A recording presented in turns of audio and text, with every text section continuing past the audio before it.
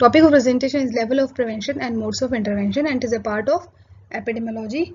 So what is the level of prevention? Before going into further, we must look at disease progresses from a pre-pathogenesis phase to pathogenesis, then to late pathogenesis.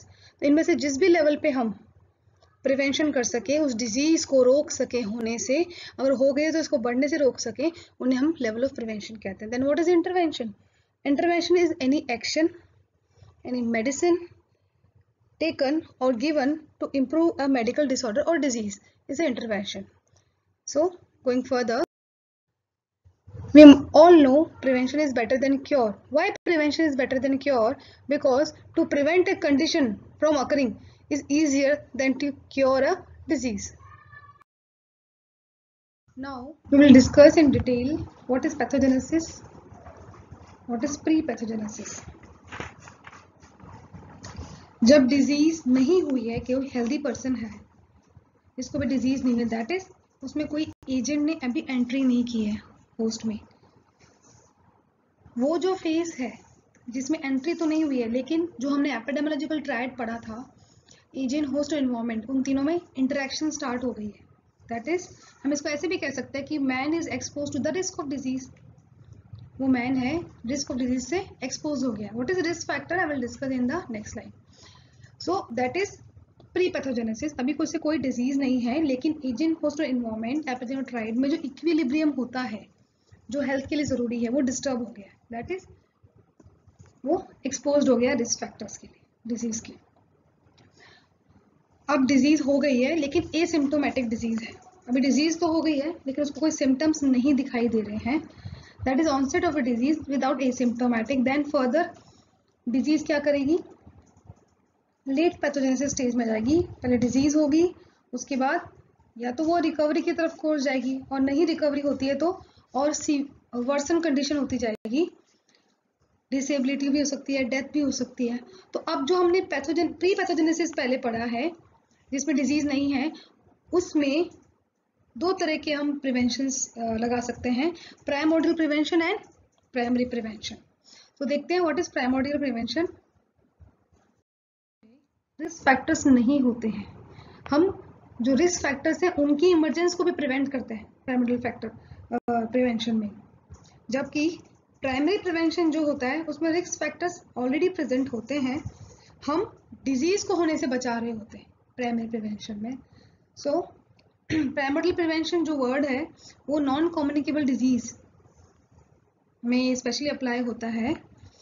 वैसे level of prevention are 3. 1 degree is primary prevention, 2 degree secondary prevention and 3 degree tertiary prevention. जो primary prevention है वो non communicable disease के संदर्भ में एक नया term है. तो अब रिस्क फैक्टर्स हो गए हैं एनवायरनमेंट में, तब हमें जो बचाव करना है वो प्राइमरी प्रिवेंशन है. जैसे अभी हम हाथ धोते हैं, मास्क यूज कर रहे हैं, ये प्राइमरी प्रिवेंशन में आएगा. अगर डिजीज हो गई है तो हम सेकेंडरी प्रिवेंशन की तरफ चले जाएंगे. तो उसमें हम क्या करेंगे? अभी डिजीज एसिम्प्टोमेटिक है, तो हम क्या करेंगे? उस पर इन्वेस्टिगेशंस करेंगे, टेस्ट करेंगे, और पता करेंगे कौन सी डिजीज है बाय डायग्नोस्टिक मेजर्स, और फिर उसके अकॉर्डिंग ट्रीटमेंट करेंगे. पर अगर वो डिजीज बहुत प्रोग्रेस हो गई है, उसको कोई डिसेबिलिटी हो गई उस डिजीज के कारण, जैसे अगर किसी बच्चे को पोलियो हो गया है, उसके कारण उसको पैरालिसिस हो गया है या वो हैंडीकैप हो गया है, तब हमें टर्शियरी प्रिवेंशन अप्लाई करना है, क्योंकि अब डिजीज एडवांस हो गई डिसेबिलिटी की तरफ. उस टाइम हमें टर्शियरी प्रिवेंशन इसलिए अप्लाई करना है ताकि हम कॉम्प्लिकेशन को कम से कम करें, डिसेबिलिटी को कम से कम करने की कोशिश करें.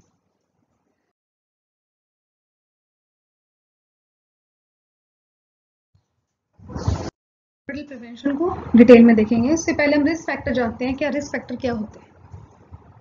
एपिडेमियोलॉजी में रिस्क फैक्टर उस वेरिएबल को कहते हैं जो किसी भी डिजीज की इंक्रीज रिस्क या इन्फेक्शन से जुड़ा हो. जैसे अगर जिन पेशेंट्स को हाई बीपी ज़्यादा रहता है, उनको हर डिजीज होने के चांसेस ज़्यादा हैं. तो high BP is a risk factor for हर डिजीजेस. कोविड-19 के केस में हम बात करें तो age and obesity are the risk factor. मतलब जो हाई वेट है, जो ओबेस पर्सन्स हैं, और जिनकी एज ज़्यादा है, 60 साल से ऊपर है, उनको कोविड-19 का इन्फेक्शन ज़्यादा हो रहा है. तो ये दोनों रिस्क फैक्टर्स हुए.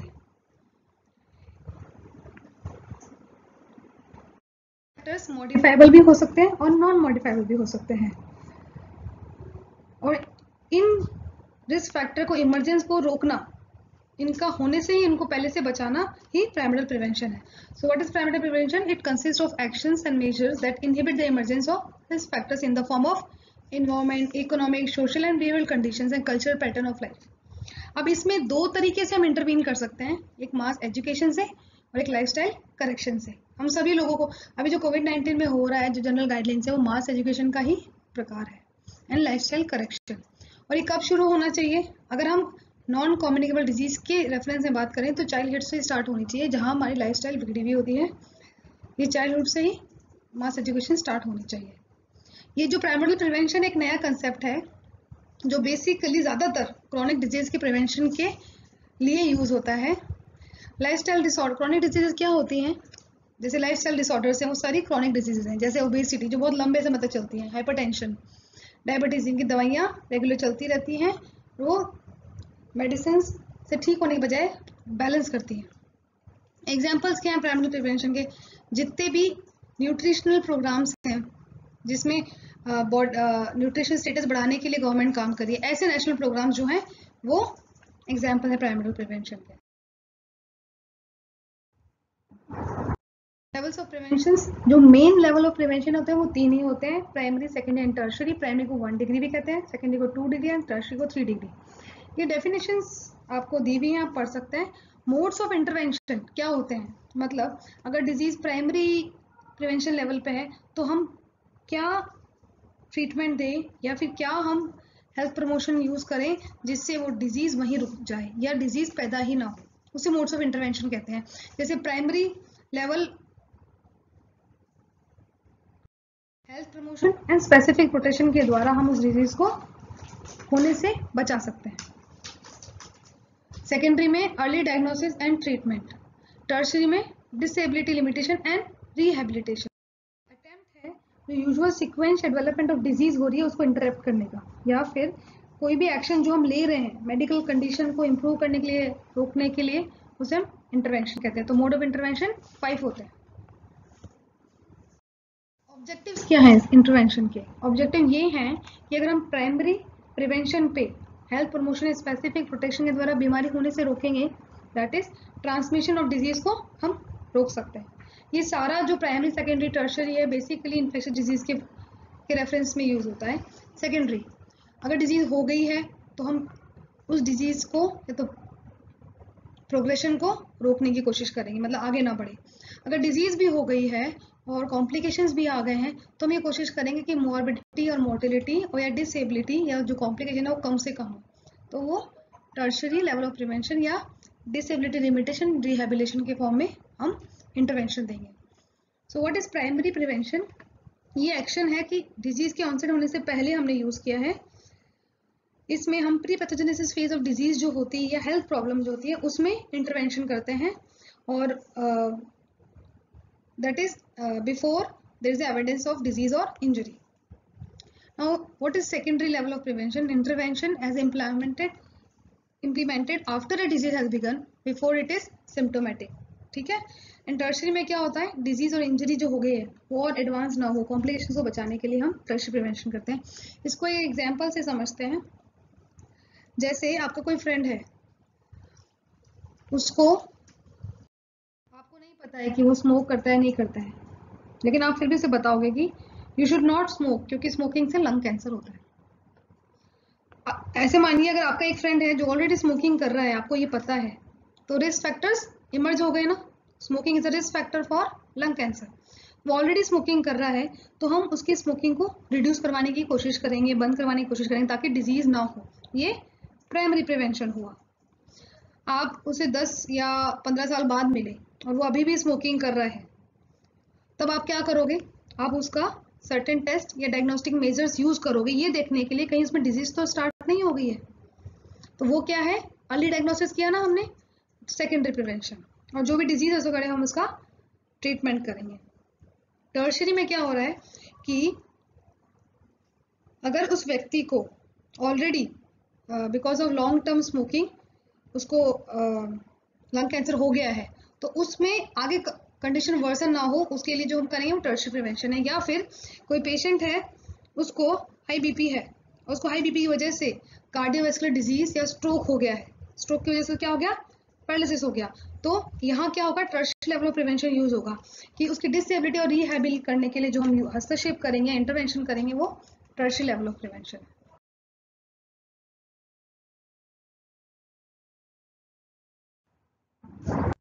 Modes of intervention in detail.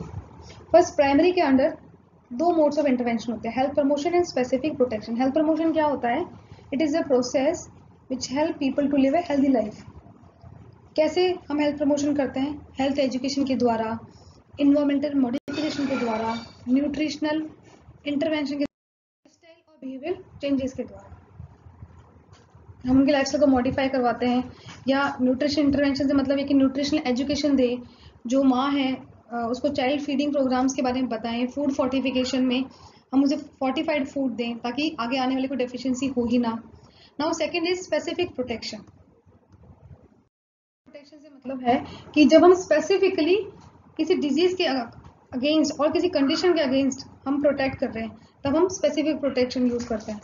तो स्पेसिफिक प्रोटेक्शन में जो मेजर्स हैं वो कैसे होंगे, प्रिवेंटिव होंगे। जैसे हमने हेल्थ प्रमोशन या प्रमोशन किया था, उसकी हेल्थ को प्रमोट किया था, ऐसे ही हम स्पेसिफिक प्रोटेक्शन में प्रिवेंटिव मेजर्स यूज करते हैं। जैसे वैक्सीनेशन, 9 मंथ पे जो मीजल्स की वैक्सीन लग रही है वो स्पेसिफिकली मीजल्स ना हो इसलिए लग रही है, तो ये किस में आएगा, स्पेसिफिक प्रोटेक्शन में। तो वैक्सीनेशन या इम्यूनाइजेशन किस में आता है, स्पेसिफिक प्रोटेक्शन में। और ऐसे ही आयोडीन डेफिशिएंसी डिसऑर्डर को प्रिवेंट करने के लिए जो आयोडाइज सॉल्ट देते हैं वो भी स्पेसिफिक प्रोटेक्शन में आएगा। Specific nutrient supplements. Occupational hazards, क्योंकि ऑक्यूपेशनल हैजार्ड स्पेसिफिक होते हैं, उनसे जो प्रोटेक्शन हम देंगे पहले वो स्पेसिफिक प्रोटेक्शन में आएगा। सेफ्टी और ड्रग्स एंड फूड्स।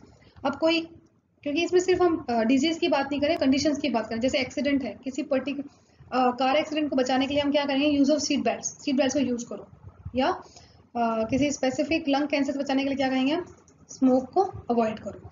तो ये सब किस में आएंगे, स्पेसिफिक प्रोटेक्शन में।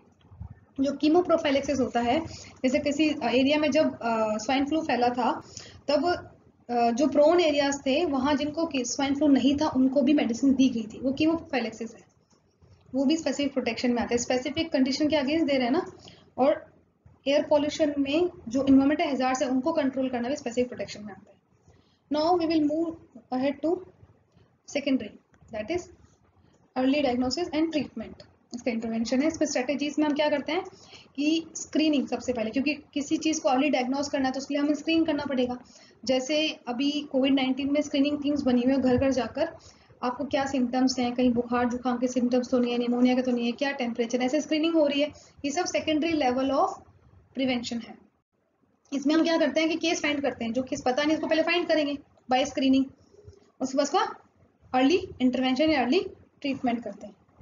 जैसे डॉट्स देते हैं टीबी पेशेंट्स को, वो सेकेंडरी प्रिवेंशन में आएगी, या मलेरियल पैरासाइट को पता करने के लिए जो ब्लड स्लाइड्स बनाते हैं वो भी। Now tertiary level of prevention. जो टर्शियरी लेवल ऑफ प्रिवेंशन है उसमें दो modes of intervention, disability limitation and rehabilitation. अब डिसेबिलिटी किसी को हो गई है, वो और ज्यादा ना हो, ये जो मेजर है ये रिस्टोरेटिव टाइप का है। और किसी को हो चुकी है लेकिन कैसे वो अपने समाज के और में या खुद के लिए उपयुक्त रहे, उसे हम रिहेबिलिटेटिव से समझ सकते हैं। जैसे किसी को पोलियो हो गया है, पोलियो हो चुका है, फिर हम जो उसको फिजियोथेरेपी देते हैं वो डिसेबिलिटी लिमिटेशन में आती है, ताकि फिजियोथेरेपी इसलिए देते हैं ताकि जो उसकी मसल्स जो वीक थी उसकी फर्दर वीकनिंग हम बचा सके। रिहेबिलिटेशन में हम अगर पोलियो पेशेंट को क्लचेस दे देंगे ताकि वो चल पाए, या वोकेशनल ट्रेनिंग देते हैं, तो वो रिहेबिलिटेटिव मेजर्स में आता है। नाउ डिसेबिलिटी लिमिटेशन को थोड़ा हम डिटेल में पढ़ते हैं। पहले डिजीज होती है, फिर उससे further impairment, then disability, then handicap. तो ये क्या टर्म्स हैं, इनको जानते हैं। इम्पेयरमेंट में क्या होता है कि किसी भी एनाटॉमिकल स्ट्रक्चर बॉडी का, उसका कोई अबनॉर्मलिटी होती है या लॉस होता है, कैसे, फिजियोलॉजिकली भी हो सकता है और साइकोलॉजिकली भी हो सकता है। जैसे मेंटल रिटार्डेशन है, डेफनेस है, लॉस ऑफ हैंड है, उसे हम इम्पेयरमेंट कहेंगे। और किसी भी एक्टिविटी को हम परफॉर्म करने में जो पेशेंट है वो एबल ना हो, तो उसे डिसेबिलिटी कहते हैं। ये इम्पेयरमेंट के बाद होती है। एनी रिस्ट्रिक्शन और lack of ability to perform an activity in the manner which is very normal for a normal human being, it is disability. Handicap, further disability से आगे बढ़ेगा तो वो हैंडीकैप हो जाएगा। जैसे डिसएडवांटेज होता है, वो अपने जो रोल है सोसाइटी का उसको फुलफिलमेंट कर नहीं कर पाता है। जैसे एक्सीडेंट हुआ, वो डिसऑर्डर है। लॉस ऑफ हैंड हो गया, वो इम्पेयरमेंट। हमने कहा लॉस ऑफ एनाटॉमिकल स्ट्रक्चर और अबनॉर्मलिटी। कैन नॉट वर्क, वो काम ही नहीं कर पा रहा है। Not ability to do a activity और work, that is disability. Unemployed हो गया, उसकी वजह से वो हैंडीकैप हो गया, क्योंकि अब उसका जो रोल है वो अपने आप को भी, अपने आश्रित और अपने को भी के लिए भी कमा नहीं पा रहा है, तो वो हैंडीकैप हो गया।